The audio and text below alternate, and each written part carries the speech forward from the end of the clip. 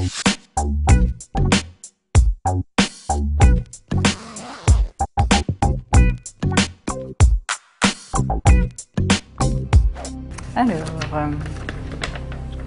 maintenant, concentrez-vous très fort. Imaginez un monde sans meubles. Ouh là là!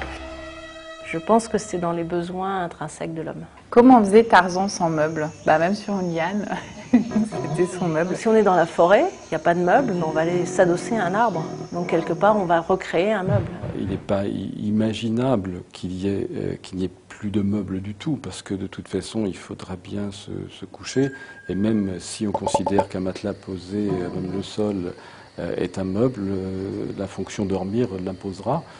La fonction manger peut évoluer dans son dimensionnement, mais il y aura toujours besoin de plans de travail pour préparer les repas et puis pour les consommer. On peut imaginer un monde avec peut-être moins de meubles. D'ailleurs, c'est un concept qui existe dans certains pays déjà. Les Japonais, dans leur mobilier, leur habitat traditionnel, justement sans mobilier, ont réussi à faire des pièces où tout ce qui pouvait être d'un usage de mobilier chez nous était remplacé par des objets, futons, coussins, etc., qui ne sont pas des meubles.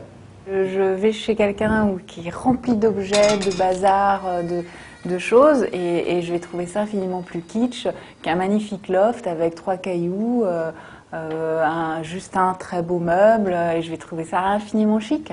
Je crois qu'un des mouvements perpétuels qui se fait dans l'habitat et dans la vie des gens, c'est d'osciller entre le peu, voire très peu de meubles, et le trop, voire trop de meubles. On voit certains centres de vacances où les bancs, les tables, le sommier, les rangements, tout est intégré dans le bâti. Hein, donc on est beaucoup plus dans de la construction. Il y a des choses qui vont disparaître, c'est-à-dire que la justification d'éléments mobiliers importants se trouvait dans la taille des équipements qu'ils devaient intégrer ou supporter.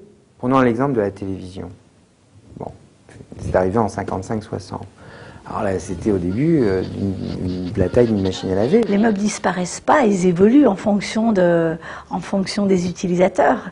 C'est ce côté magique où vous avez en permanence des designers qui inventent des nouveaux meubles parce que des nouvelles fonctions sont inventées avec l'évolution des mœurs. Où est ma table, ma fameuse table à des bords qui viendrait là, comme dans un avion, pour poser mon plateau ou mon verre lorsque je veux regarder la Coupe européenne de foot.